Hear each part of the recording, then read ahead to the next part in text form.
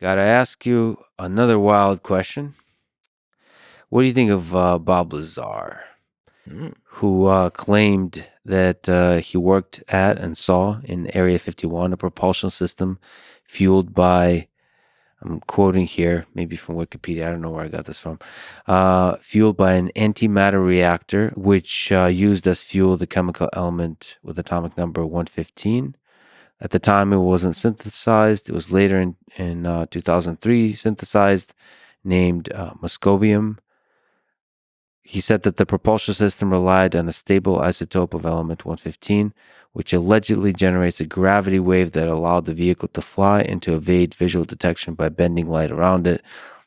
No stable isotopes of moscovium have yet been synthesized.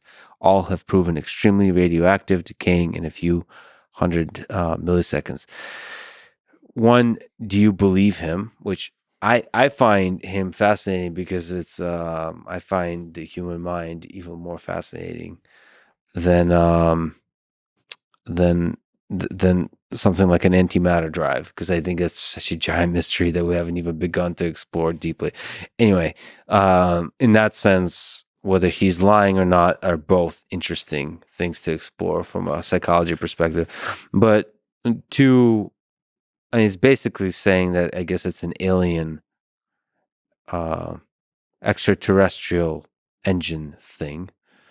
What do you think? I mean, I'm happy to change my opinion based on new evidence at any point. I have, like, the biggest part of me wants to just be like, this is obviously just stupid and a hoax and just total, quack. And then another part of me still is like, this is exciting and fun to think that this is all real. And then another part of me goes, why? How good is this guy at lying and making stuff up? Because it's all really good, like good storytelling, good. Like, I don't know what to think, honestly. I don't know. I'm really very skeptical about anyone explaining anything like this. Like, I mean, my radar is like screaming at me, like, this is all full crap, Yeah. But I'd say, like, there's still a part of me that's just like, man, that is kind of cool. How did he know that? And like, you know what I mean? It's, well, I think you're I'm conflicted. I think you're actually in the best kind of place, because it's.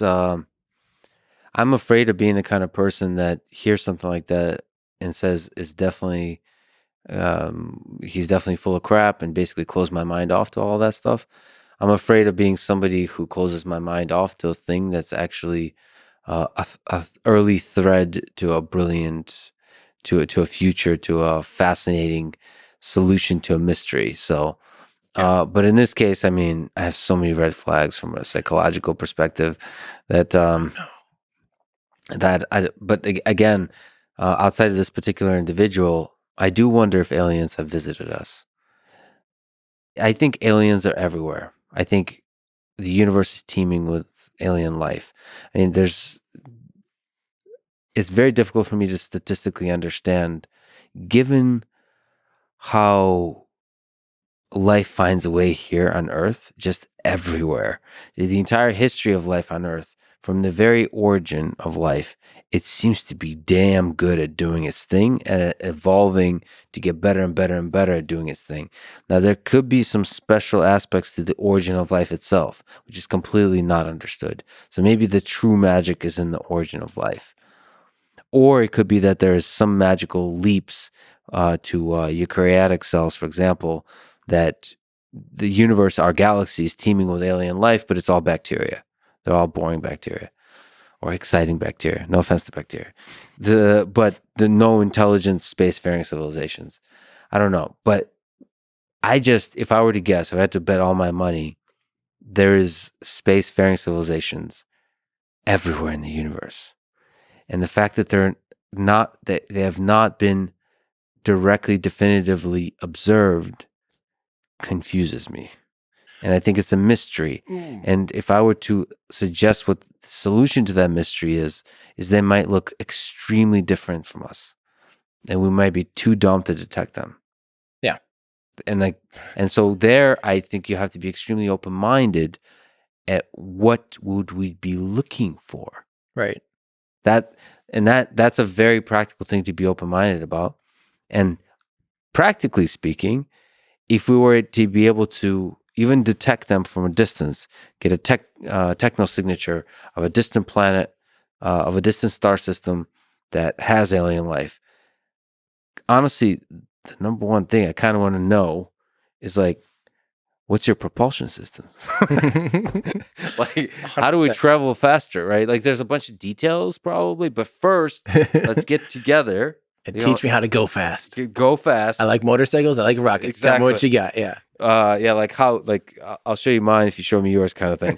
at the interstellar intergalactic level. Yeah. Anyway, I just wonder. Maybe it's a cheat code in this video game we call life, but I want to use the cheat code to figure out what kind of propulsion systems are possible. And it feels like other alien civilizations might help us, give us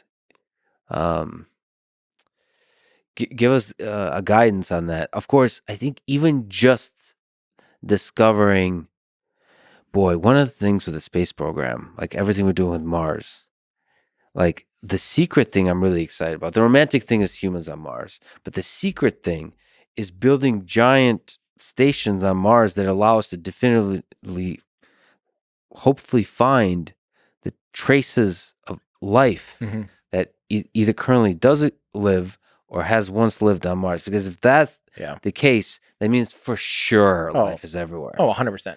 And then you're like, and once you know that, sorry to keep interrupting, not shutting the hell up. Is this supposed to be an interview? God damn it. All right.